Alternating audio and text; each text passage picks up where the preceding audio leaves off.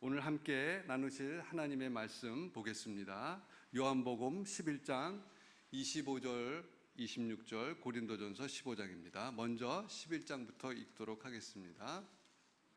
합독하도록 하겠습니다. 한 절씩 교독하겠습니다.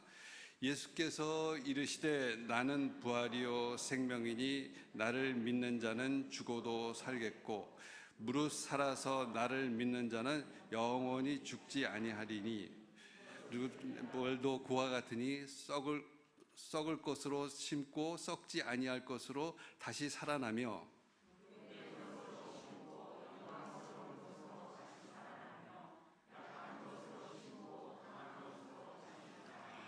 육의 몸으로 심고 신령한 몸으로 다시 살아나나니 육의 몸이 있은즉 또 영의 몸도 있느니라. 아멘. 오늘 목사님 나오셔서 설교해 주시도록 하겠습니다.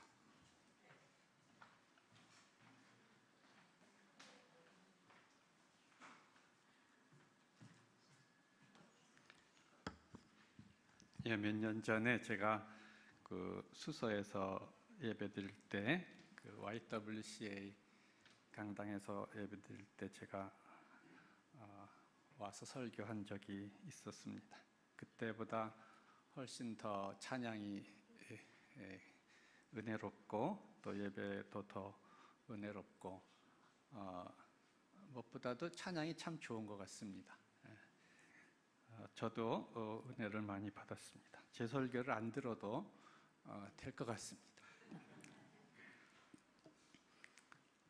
오늘은 부활주의를 맞이해서 부활과 영생이라는 제목으로 말씀을 준비했습니다. 죽음은 누구에게나 언젠가 찾아옵니다.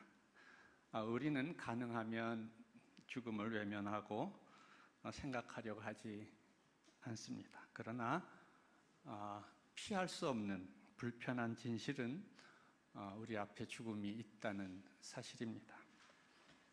죽음은 누구에게나 언젠가 반드시 찾아옵니다. 세계에서는 1년에 각종 원인으로 3천만 명이 죽습니다. 하루에 10만 명씩 죽습니다. 우리나라에서는 1년에 약 30만 명이 죽습니다. 하루에 1,000명씩 죽음을 맞습니다. 대형 교회에서는 거의 매일같이 교구에 장례가 납니다. 1년이 지나면 수백 명의 교우들의 얼굴이 보이지 않습니다. 어느 집이든지 사랑하는 부모나 배우자나 또 형제자매나 친척의 죽음을 경험하지 않는 가정은 없습니다. 사랑하는 가족의 죽음은 견디기 힘든 고통이고 또한 슬픔입니다. 하지만 죽음의 순간은 언젠가 나에게도 찾아옵니다. 다른 사람의 죽음을 슬퍼하던 나도 얼마 후에는 그 정해진 길로 가게 되어 있습니다. 그래서 히브리서는 한 번 죽는 것은 사람에게 정한 것이요 그 후에는 심판이 있다 이렇게 말씀합니다. 우리는 이 세상이 잠시 지나가는 것이고 우리 인생은 한여름밤의 꿈처럼 그렇게 덧없는 것을 늘 잊지 말아야 합니다. 중국 고사에 남가일몽이라는 그러한 말이 있습니다. 중국 당나라 때에 순우분이라는 사람이 있는데 자기 집 남쪽에 있는 늙은 회화나무 밑에서 잠이 들었습니다. 술에 취해가지고 잠이 들었는데 이 사람이 꿈속에서 남가군을 20년 동안 다스리며 부귀를 누리다가 깨어났다는 이야기입니다. 우리 인생은 꿈처럼 덧없이 지나갑니다. 현실과 꿈의 차이는 길고 짧음에 있다는 말이 있습니다. 길게 지속되는 것이 현실이고 짧은 것이 꿈이라는 것입니다. 우리가 현실로 생각하고 살던 이 세상에서의 삶이 우리가 죽음 이후에 깨어나 보면 아마도 꿈과 같은 것이었다고 생각될지도 모르겠습니다. 전도서 저자는 인생의 무상함에 대해서 이렇게 탄식합니다. 헛되고 헛되고 헛되고 헛되니 모든 것이 헛되도다. 해 아래서 수고하는 모든 수고가 사람에게 무엇이 유익한가? 내가 해 아래서 행하는 모든 것을 보았노라. 보라, 모두 다 헛되어 바람을 잡는 것 같은 것이로다. 여기서 헛되다는 것은 무상하다는 뜻입니다. 무상하다는 말은 머물러 있지 않고 순식간에 다 지나간다는 뜻입니다. 우리가 임종을 맞을 때 가장 허무한 사람, 가장 무상한 사람은 아마도 버려두고 가기가 아까운 많은 부와 명예와 또 세상적인 권력과 인기를 세상에 많이 쌓아놓은 사람이 아닐까 생각을 합니다. 높이 올라갈수록 내려오기 힘들고 또 많이 쌓아놓을수록 비우기 어렵습니다. 인생이란 우리가 어렸을 때, 저는 어렸을 때 땅 따먹기 놀이라는 것을 하고 자랐는데, 이 땅 따먹기라는 것은 땅바닥에서 잔돌을 손가락으로 튕겨서 3번 만에 다시 돌아온 만큼 금을 그어서 땅을 불려나가는 그러한 놀이입니다.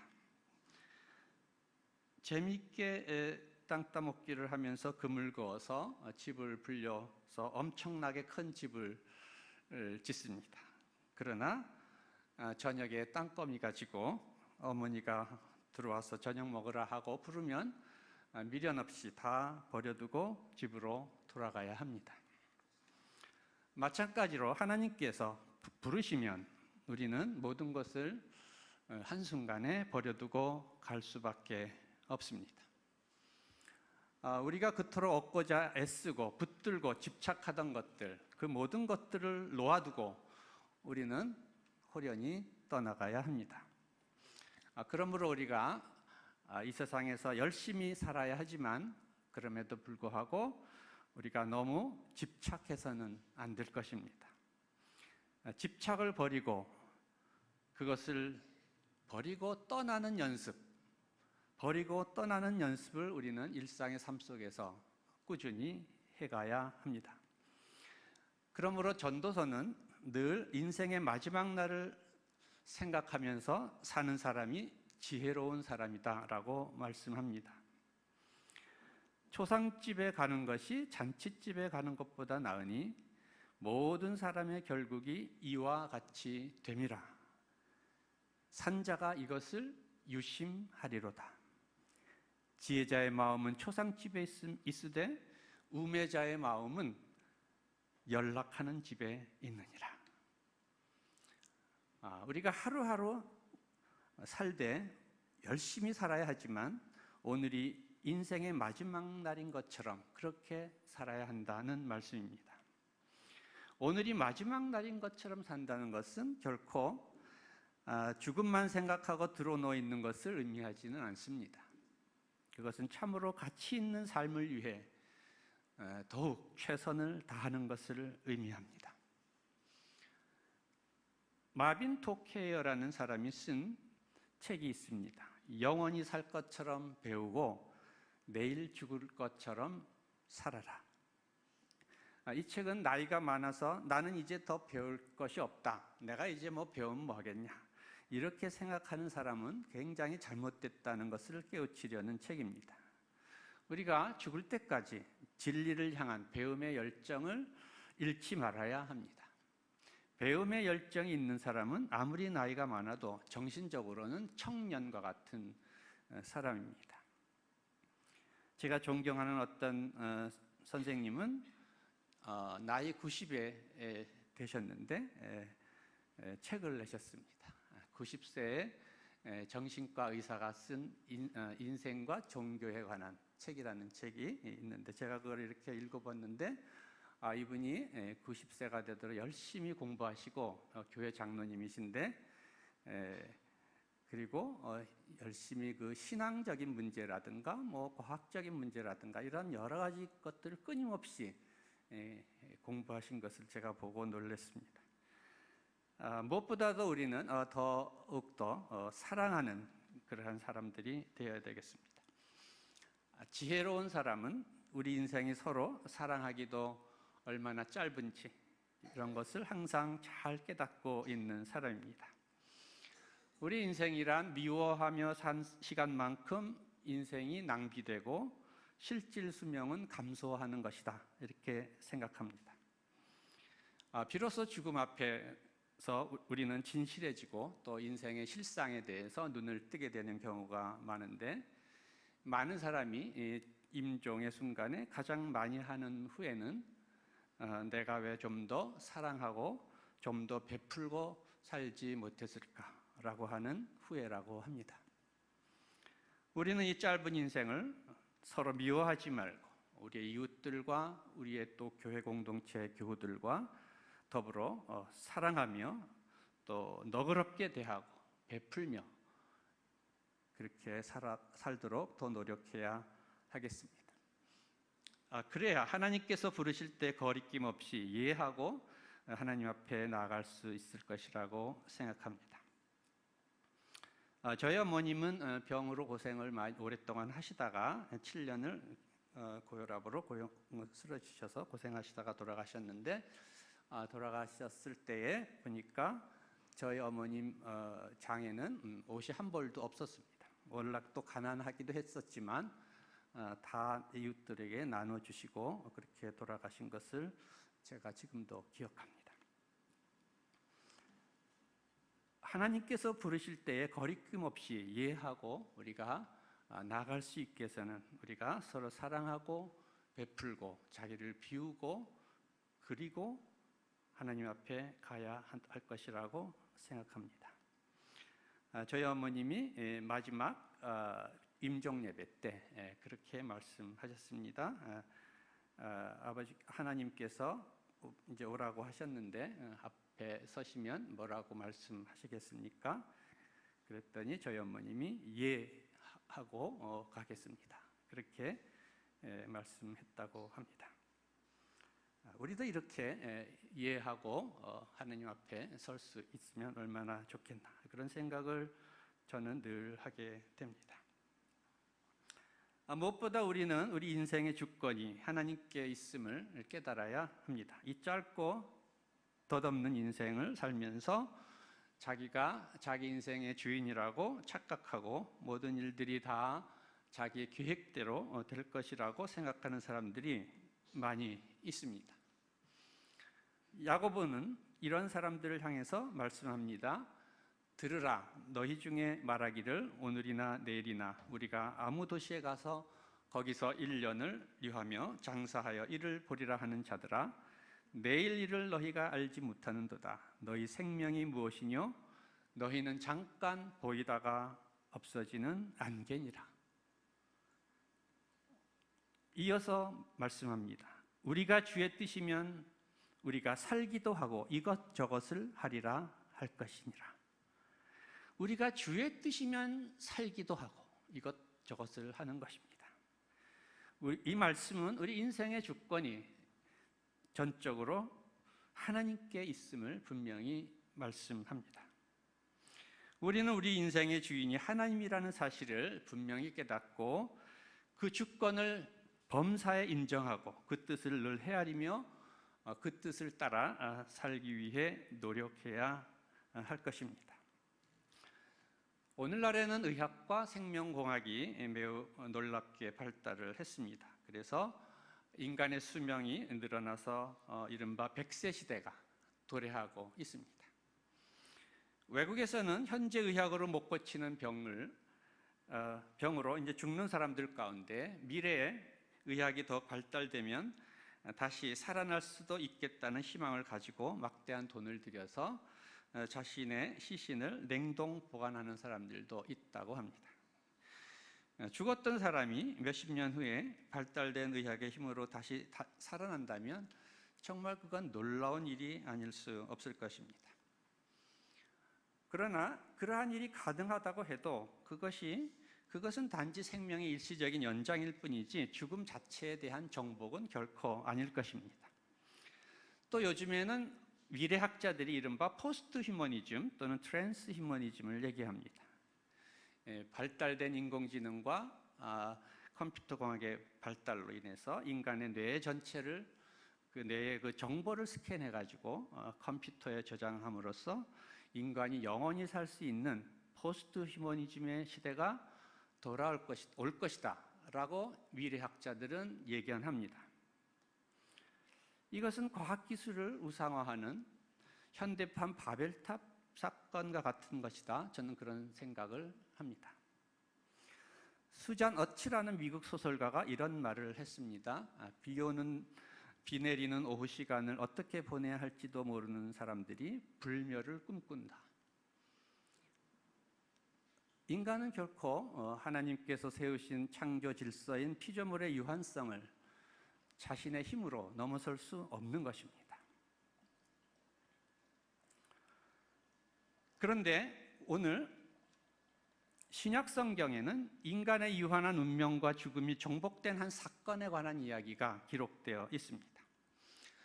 예루살렘에서 한 3km 떨어진 베단이라는 마을에 나사로와 누이 동생 마르다, 마리아가 살고 있었습니다. 부모님을 일찍 여의고 이들은 서로 의지하고 의좋게 살아가던 남매들이었습니다. 그리고 이들은 예수님을 만난 이후에 예수님을 열심히 따랐습니다. 예수님도 이들을 각별히 사랑하셨습니다. 예루살렘 지역에 그 근처에 오실 때면 이들의 집에서 쉬어 가시고 묵어 가시곤 했습니다. 그런데 어느 날 나사로가 갑자기 병이 들어 죽게 되었습니다. 누이 동생들은 다른 지역에 계시던 예수님을 찾아가서 우리 오라비가 죽게 되었으니 빨리 오셔서 고쳐달라고 간청을 했지만 웬일인지 예수님은 그곳에 계속 지체하시고 계셨습니다. 그리고 그 사이에 결국 나사로는 죽었습니다. 예수님은 나사로가 죽은 지 나흘이나 되어서 나사로의 집에 찾아오셨습니다. 이 마르다는 예수님을 맞이하면서 원망 어린 목소리로 이렇게 말합니다. 주께서 여기 계셨다면 내 오라비가 죽지 아니하였겠나이다. 그리고 마리아는 예수님이 오셨을 때 너무 섭섭해서 아예 나오지도 않았었습니다. 그런데 마르다에 의해서 불려 나왔습니다. 이 불려 나와가지고 마리아가 하는 말이 예수님의 발 앞에 엎드려 역시 슬픔과 원망 어린 목소리로 주께서 여기 계셨다면 내 오라비가 죽지 아니하였겠나이다 라고 말하면서 서럽게 울었습니다. 예수님은 그들이 우는 것을 보시고 마음에 통분히 여기시고 함께 눈물을 흘리시면서 나사로의 무덤으로 가셨습니다. 그리고 나사로의 무덤에 이르러서 무덤을 막아놓은 돌을 옮겨놓게 하시고 하나님을 우러러 기도하신 다음에 큰 소리로 외쳤습니다. 나사로야 나오라. 이 말씀이 떨어지자 죽어 무덤에 누워있던 나사로가 수족을 배로 동여맨 채 그리고 얼굴은 수건에 감싸인 채 무덤에서 걸어 나왔다라고 성경은 기록하고 있습니다.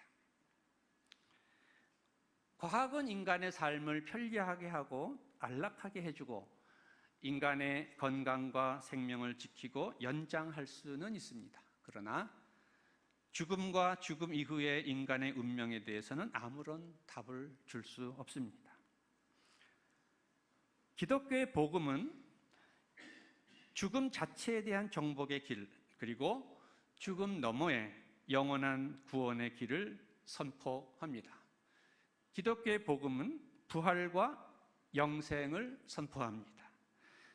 물론 예수님에 의해 살림을 받았던 나사로도 훗날 얼마 후에 다시 죽음을 맞았을 것입니다. 그러나 예수님이 나사로를 살리신 사건은 단지 그의 생명의 연장을 의미하는 것이 아니라 궁극적으로 죽음 자체에 대한 정복을 의미하는 사건입니다. 나사로를 살리신 후에 예수님은 이렇게 말씀하십니다. 나는 부활이요 생명이니 나를 믿는 자는 죽어도 살겠고 무릇 살아서 나를 믿는 자는 영원히 죽지 아니하리니 이것을 내가 믿느냐. 우리가 예수님을 믿는다는 것은 예수님의 부활이요 생명이신 것을 믿는 것입니다. 그리고 또한 우리가 예수님의 그 부활과 영생에 우리가 참여하게 될 것을 믿는 것입니다. 예수님은 죽은 나사로를 살리시고 부활과 영생을 약속하셨을 뿐만 아니라 그 자신이 죽음의 권세를 이기시고 부활하셨습니다. 예수님의 부활에 대해서 사도 바울은 이렇게 증언합니다. 그리스도께서 죽은 자 가운데 다시 살아나셨다 전파되었거늘 너희 중에 어떤 이들은 어찌하여 죽은 자 가운데 부활이 없다 하느냐. 만일 죽은 자의 부활이 없으면 그리스도도 다시 살지 못하였으리라. 그러나 이제 그리스도께서 죽은 자 가운데서 다시 살아나심으로 잠자는 자들의 첫 열매가 되셨도다. 잘 알려진 대로 또 우리가 잘 아는 대로 바울은 본래 예수님을 거짓 선지자로 생각하고 또 예수님을 믿는 자들을 앞장서서 박해했던 유대교 율법사였습니다. 그는 그리스도인들을 박해하기 위해 다메섹으로 가던 도중에 부활하신 예수님을 만났습니다. 이 부활하신 예수님을 만나는 그 극적인 경험을 한 이후에 그는 180도로 변화되었습니다. 그리스도인들을 박해하던 그가 부활하신 예수님을 만난 후에 예수님의 복음을 증언하는 사도가 되었습니다.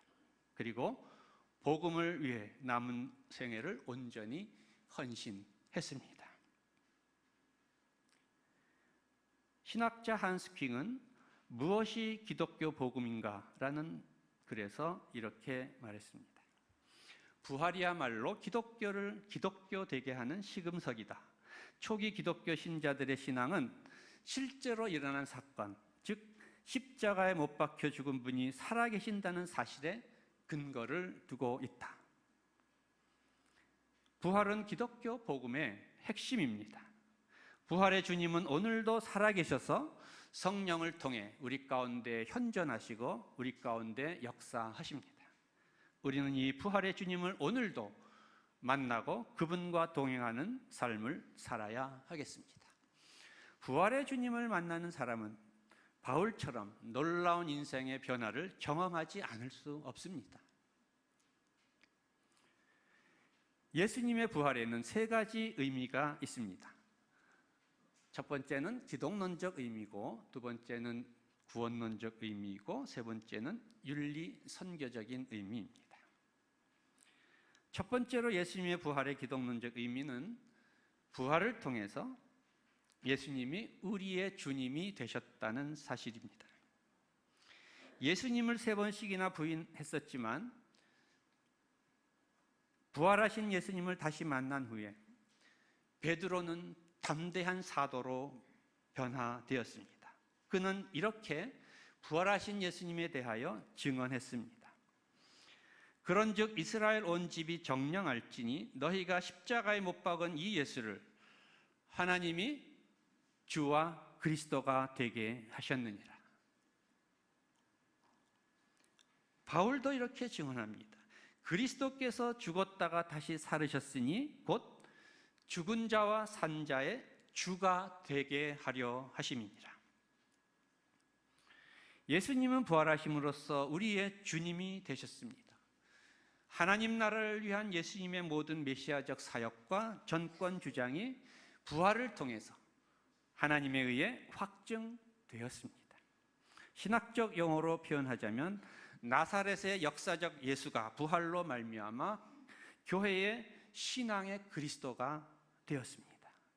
교회의 주님이 되셨습니다.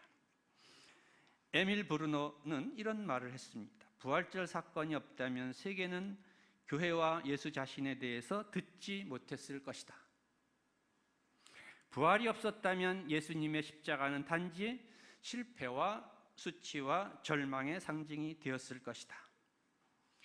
부활이 없었다면 오늘날 예수님을 주님으로 믿고 고백하는 교회의 존재도 없을 것이다. 부활이 없었다면 오늘 우리 가운데 임재하여 우리를 도우시고 이 세상을 변화시키는 성령의 역사도 없을 것이다. 그리고 부활이 없었다면 우리는 마지막 날에 다시 오실 주님에 대한 소망도 가질 수 없을 것이다. 두 번째, 예수님의 부활의 구원론적 의미는 그 부활이 모든 믿는 자들의 부활을 위한 보증이 된다는 사실에 있습니다. 예수님은 말씀하셨습니다. 나를 보내신 이의 뜻은 내게 주신 자 중에 내가 하나도 잃어버리지 아니하고 마지막 날에 다시 살리는 이것이니라. 내 아버지의 뜻은 아들을 보고 믿는 자마다 영생을 얻는 이것이니 마지막 날에 내가 이를 다시 살리리라. 바울은 말씀합니다. 만일 그리스도 안에서 우리의 바라는 것이 다만 이 생뿐이면 모든 사람 가운데 우리가 더욱 불쌍한 자리라. 그러나 이제 예수 그리스도께서 죽은 자 가운데서 다시 살아 잠자는 자들의 첫 열매가 되셨도다. 아담 안에서 모든 사람이 죽은 것 같이 그리스도 안에서 모든 사람이 삶을 얻으리라. 예수님이 부활의 첫 열매가 되었다는 것은 우리 믿는 자들이 이 주님의 부활에 참여해서 우리도 주님처럼 영생을 누리게 될 것이라는 것을 약속하는 말씀입니다. 종교개혁자 장 칼뱅의 신학의 핵심은 그리스도와의 신비한 연합에 있습니다. 그리스도인의 삶이란 성령 안에서 그리스도와 신비한 연합을 경험하며 사는 삶입니다. 믿음 안에서 그리스도와의 신비한 연합을 경험하며 사는 그리스도인은 장차 그리스도의 부활과 영생에 참여하게 될 것입니다.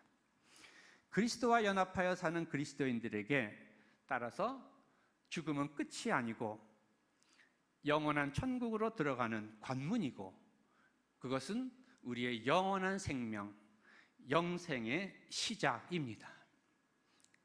그러므로 우리는 영원한 천국의 영광을 바라보며 죽음의 순간에 영원히 평안히 눈을 감을 수 있는 것으로 저는 생각합니다. 세 번째, 부활에 대한 믿음은 우리가 어떠한 역경 가운데서도 담대하게 살아갈 수 있게 용기와 힘을 줍니다. 예수님은 말씀하셨습니다. 이 세상에서는 너희가 환난을 당하나 담대하라, 내가 세상을 이기었노라.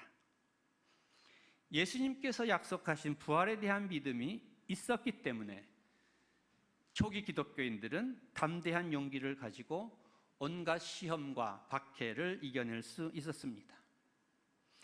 최초의 순교자인 스데반은 유대인들로부터 돌에 맞아 죽는 자리에서 성령이 충만해서 하늘을 우러러 바라보면서 하나님의 영광과 예수님께서 하나님 우편에 계신 것을 보고 주 예수여 내 영혼을 받으시옵소서, 주여 이 죄를 저들에게 돌리지 마옵소서라고 기도하며 숨을 거두었습니다. 복음을 위해 숱한 박해와 고난을 당했던 바울은 부활과 영생에 대한 믿음을 이렇게 고백했습니다. 주 예수를 다시 살리시니가 예수와 함께 우리도 다시 살리사 너희와 함께 그 앞에 서게 하실 줄 믿노라. 우리가 잠시 받는 환난에 경한 것이 지극히 크고 영원한 영광에 중한 것을 우리에게 이루게 함이니 우리가 주목하는 것은 보이는 것이 아니요 보이지 않는 것이니 보이는 것은 잠깐이요 보이지 않는 것은 영원함이니라. 초기 기독교의 역사는 순교의 역사였습니다. 복음을 증언한다는 것은 곧 순교를 의미했습니다. 로마 황제 마르쿠스 아우렐리스와 네로의 박해 때에 로마의 원형 경기장에서 수많은 그리스도인들이 각가지 참혹한 방법으로 죽음을 당했습니다. 원형 경기장의 한복판에서 한 어머니가 어린아이를 품에 안고 있었습니다. 저쪽에서 사자가 달려오는 것을 보고 어린아이가 무서워 몸소리를 치자 어머니는 아이를 껴안고 차분하게 이렇게 말했다고 합니다. 얘야, 잠깐만 참아라. 곧 밝아질 것이다. 이들은 죽음의 어둠 뒤에 밝게 빛나는 부활의 아침을 바라보며 찬미의 노래를 부르며 자신을 하나님께 순교의 제물로 드렸습니다. 그러나 예수님의 부활은 승리의 사건입니다. 예수님의 부활은 하나님의 사랑이 세상의 미움을 정복하신 사건입니다. 예수님의 부활은 하나님의 선이 이 세상의 악을 물리친 사건입니다. 예수님의 부활은 하나님의 진리가 세상의 거짓을 몰아낸 사건입니다. 예수님의 부활은 하나님의 생명이 죽음의 권세를 멸하신 사건입니다. 예수님의 부활은 세상에서 미움과 악과 거짓과 죽음의 세력이 승리하는 것처럼 보일지라도 결국은 사랑과 선과 진리와 생명이 최후의 승리를 얻는다는 사실에 대한 입증입니다.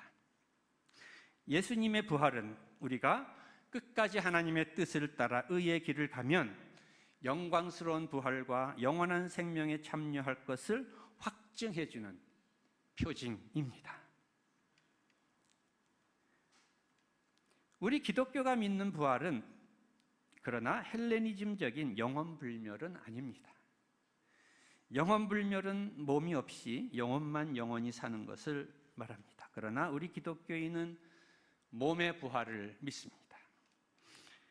오늘 봉독한 고린도전서 15장에서 바울은 주님이 재림하시는 마지막 날에 모든 죽은 자들이 다시 살아나고 믿는 자들은 주님과 연합해서 신령한 몸을 가진 온전한 부활에 참여하게 될 것이라고 말씀합니다.